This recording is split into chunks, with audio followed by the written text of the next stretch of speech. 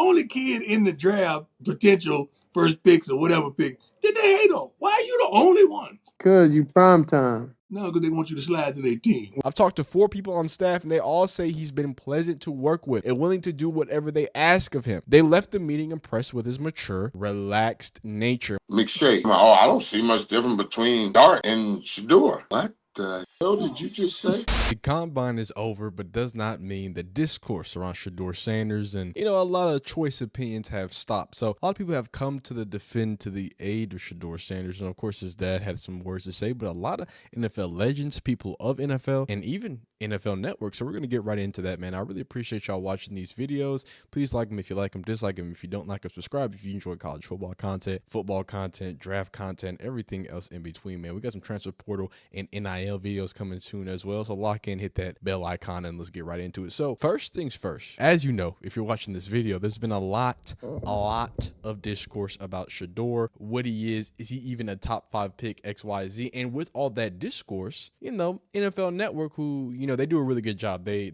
usually change their banner as like a sign of something. So like somebody has a really big game, they might change the banner to him. So with all the words and stuff, it seemed that, NFL Network, or at least the admin at NFL Network account, really took advantage of that opportunity to go ahead and say, hey man, we really do this. You know what I'm saying? We believe in the legendariness that is Shedeur Sanders. So that's dope to see. But even greater to see, and this is what most of the video is going to get into, is some of the responses from, like I said, NFL greats. We got Warren Sapp in here, coming out about talking about Todd McShay. We got Deion Sanders popping on Shedeur's podcast. And then a few other things. You got, again, NFL legend to be, who just got paid, Max Crosby and Jordan Schultz. Everyone's got these opinions, so let's hop right into it, man. Starting with the man, the myth, legend himself, Deion Sanders. Why are you the only kid they hate on? Why are you the only kid in the draft, potential first picks or whatever pick, that they hate on? Why are you the only one? Cause you prime time. No, because they want you to slide to their team. It's game. That's what It's game. But we know the game. We Sanders, baby. Hey man, and that's what I told you. I'm not gonna yap too much about it because we're about to get into Warren Sapp's comments. But I told y'all, look, this is the game. It's all lies, man. Every single draft video, I've told y'all, everything you hear, season ends into the draft, it's all gonna be lies until the draft's over. So let's hear what Warren Sapp had to say on Todd McShay.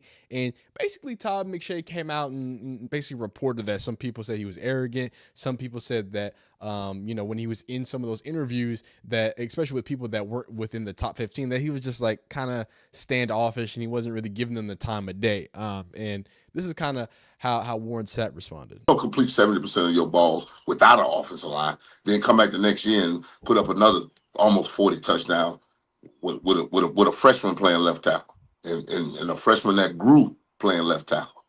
That ain't an easy job.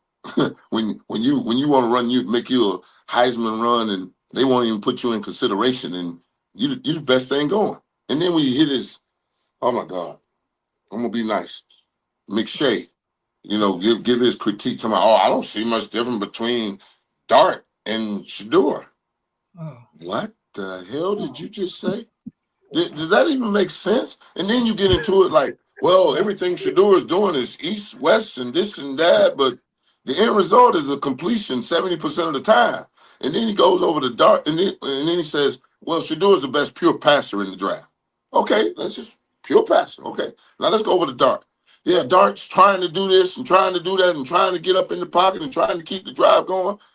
I said, yeah, one quarterback trying to do, and the other one is doing. And you notice the first year I saw some maturation in Dart.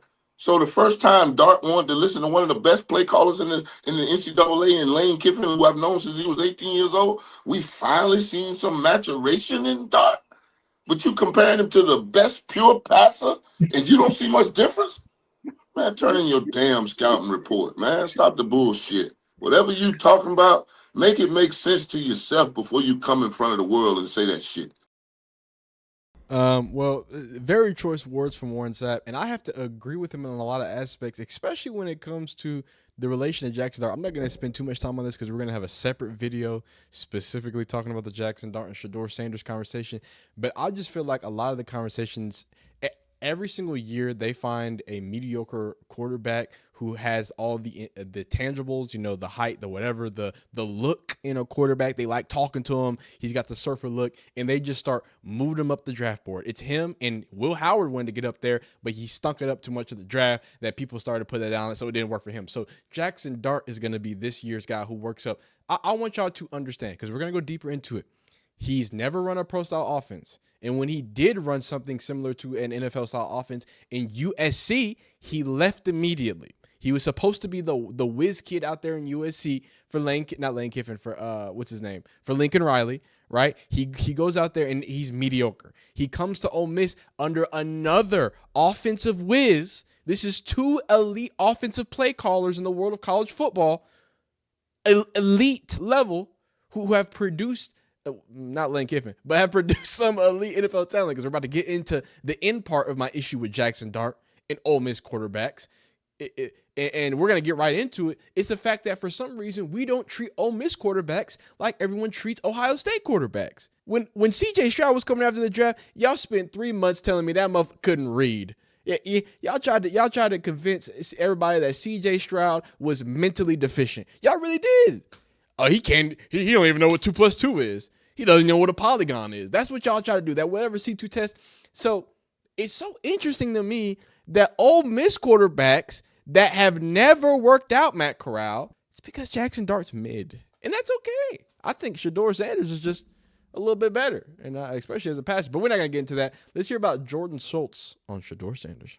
Your thoughts on Shedeur, and obviously him as a player, but what do you think about all the negativity coming out about him? He's the most accurate quarterback in the class. If you want a 20-yard handoff, he can do it. And in terms of being able to play right away, he has played a lot of football. He's played pro-level football in terms of the type of offense he's run. People were like, we wish we could have seen him throw. For sure. It would have been nice to see him throw. The same with Cam. They'll have the opportunity at the pro day. But in terms of the person, and I know that's been the report, the attack on his character, I think I read that people were saying Shedeur Sanders didn't really care what kind of impression he made on certain teams. I haven't heard any of that.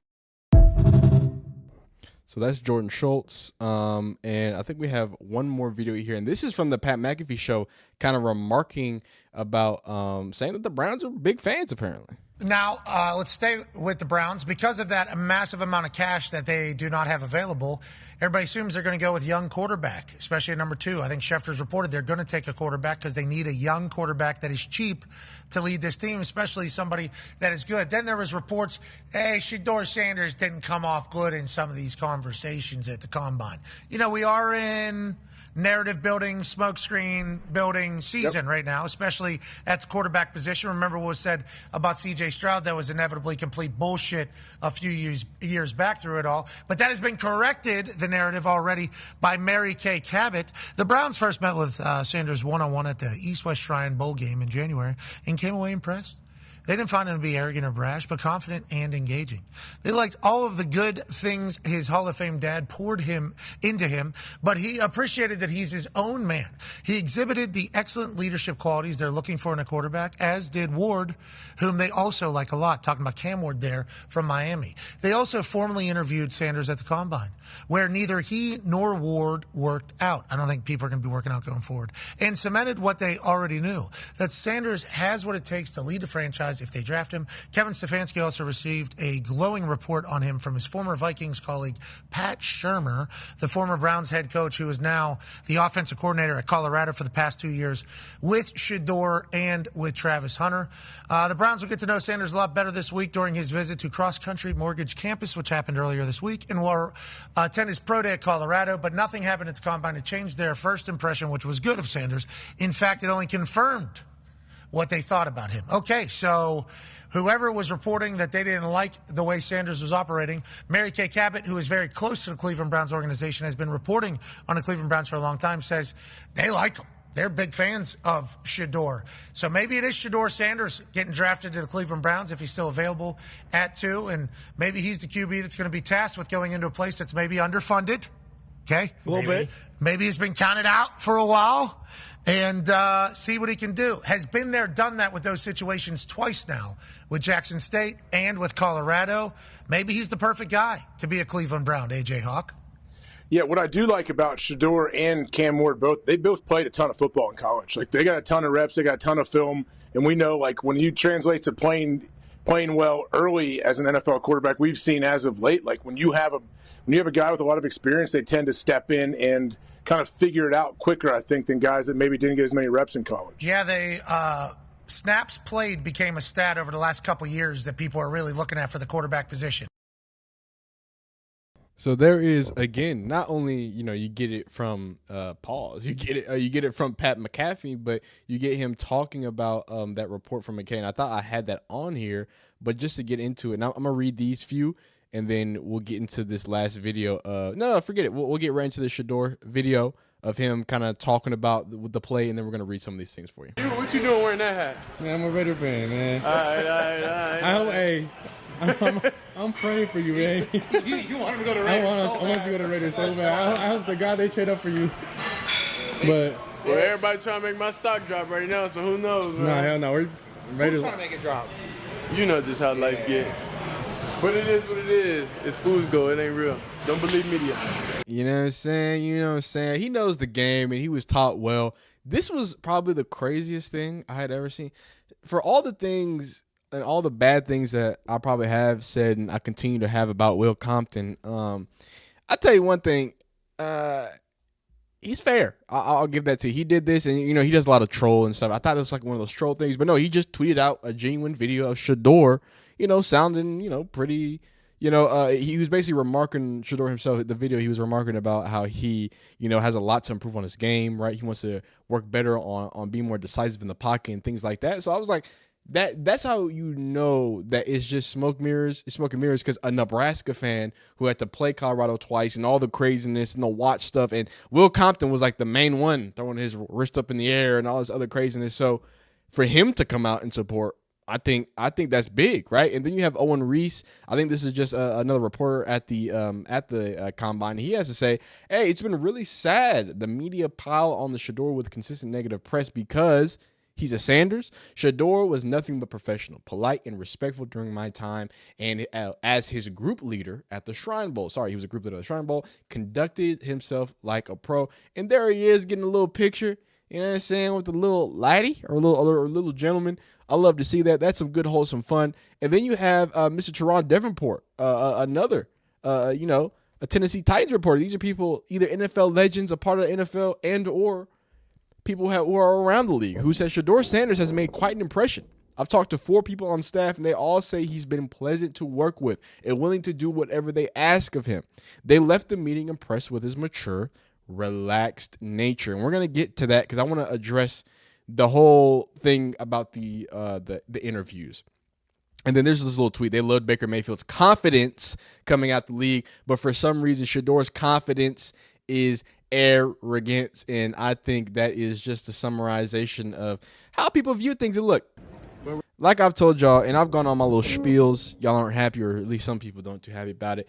This is a football channel, right? We're not going to get too much about the racial relations and how the perception, right, of a young, black, confident man who happens to have his rich, confident, black father who is proud of God and is proud of the things that he believes and is most importantly proud of what he looks like and what he's done in his family. All of that proudness in true confidence, it comes off on a certain way to certain people, right? I don't really got to spell it out for you, because if you're watching the video, if you don't know, then you don't know. And if you do know, you already knew it before you even started watching this video. Yeah, you knew it as soon as it started coming out. I want to say one more thing about Jackson Dart, and it's less about Jackson Dart as a player and more about what he represents, because he is the phenomenon. And I want to go deeper on it, less about Jackson Dart games and more on what he represents, because he represents a player. Paxton Lynch, go look him up. Go look up Paxton Lynch. Daniel Jones, go look him up. Brock Osweiler. If you're a Texans fan like me, you know the the magic work that Brock Osweiler did to get paid. Hey, Will Levis. My point is, every year in the draft, hey, Bo Nix, I know he played good and he's playing all right, and I hope he's elite. But there is no reason why Bo Nix should have been flying up the boards like that. I'm gonna just say it. And what I mean and what I say, specifically with Paxton Lynch, specifically with Daniel Jones, because I think those are the most clear, like it's the most clear example of it. The build, big body. Paxton Lynch, by the way, was like 6'7". He was huge out of Nevada. What's it called? Big body. And Paxton Lynch didn't get drafted in the first round. He was like, a late round. But still, he was terrible at football. Still got drafted anyway. Big body, wiggly enough, big arm. Let's draft him. Daniel Jones.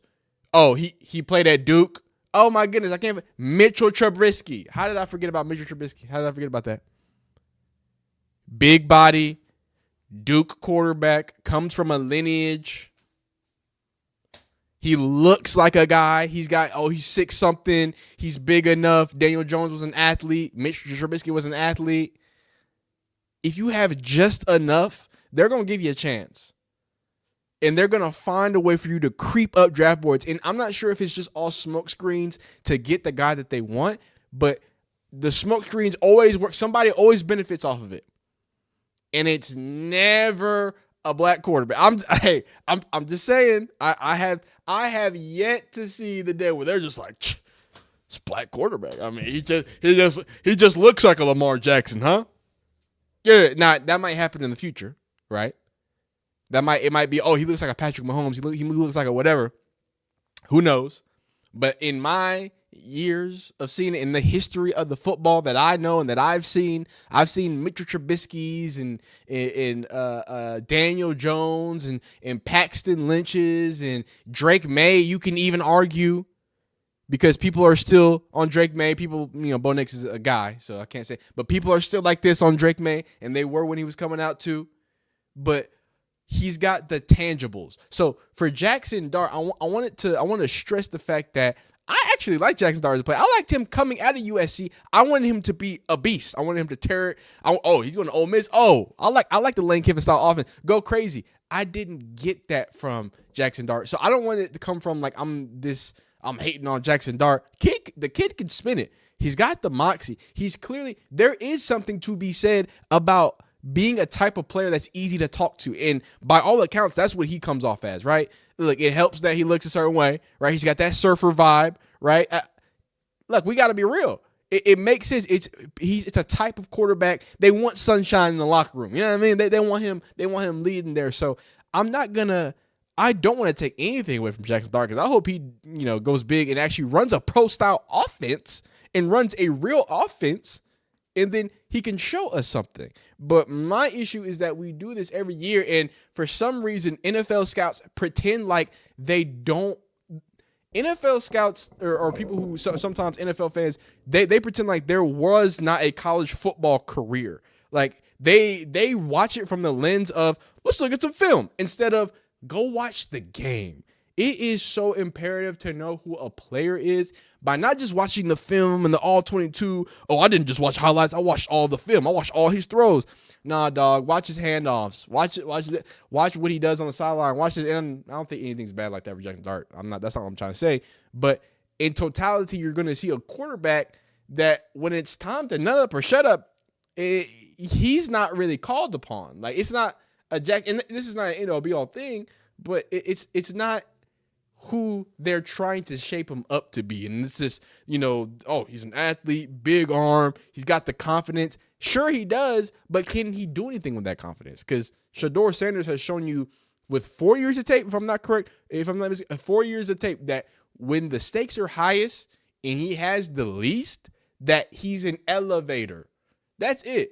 Right, in the Bayou Bowl or whatever, Alamo Bowl, he might piss down his leg. Right, if he gets down early, he's not a guy that can do a lot of comebacks, except for was a Stanford game, UCLA game. I don't want to, but if you give him a chance, if you give him a Tom Brady chance, hey man, that boy be doing some magical things. That boy be doing it big. So how would you expect someone like that to not have an air of confidence? Have you seen what I've done? The Hail Marys, the this, the that, the disbelieving people, that first 3 weeks of the Colorado season 2023, which felt like a season in itself, like that was so much negativity and whatever. And then of course the losses afterwards, even more, right? Like, I don't know, man. I just feel like when we're looking at what a quarterback is, the fact that a Jackson Dart, a Mitchell Trubisky, a whatever, a guy that looks like a quarterback, he walks like a quarterback and squawks like a quarterback. Oh, well, we'll just take a first round draft pick on him. It's crazy to me. But then on the reverse, someone who by every single account has been a gentleman, has done it, knows what it's like, is comfortable in that situation, and has done it in multiple ways at a high level. Again, at a high level. Jackson Dart, I'm not saying he got kicked out of USC because he did not, but it wasn't great at USC, right? It wasn't elite stuff at USC, and then he went to Ole Miss. It was mid at USC. It's still kind of mid at Ole Miss, and then last year at Ole Miss, you finally had that maturation or whatever Warren Sapp said. But no, man. It's just more. It's just more smoke and mirrors, dog. Like I told you, it's all fake. It's all lies. But I'm happy that you're here. Listen to me yap about it. Because it's interesting because somebody's gonna get a lot of money off of the lies that people are telling to hopefully get Shedeur Sanders a little lower or to get Travis Hunter a little lower. You notice that Travis Hunter's name hasn't been popped up. Abdul Carter's name has been rolled around. Pay attention when you're doing this now, and I've learned this from some of the people I grew up with. Don't just pay attention to what they're saying. Pay attention to what they're not saying. And Travis Hunter, somehow, even though he's linked to Shedeur, he's a Colorado player. We've heard about Cam Moore. We've heard about Shedeur. We've heard about Abdul Carter and the injuries and all this crazy thing. We haven't heard anything about Travis Hunter. I just want you to think about that. Get in the comments. Tell me what you think that means. Like the video if you like it, dislike if you don't like it, subscribe if you want to see more college football content and everything else in between, man. Hey, you know you're great, right? Well, you're better than great. You be great, man. Peace.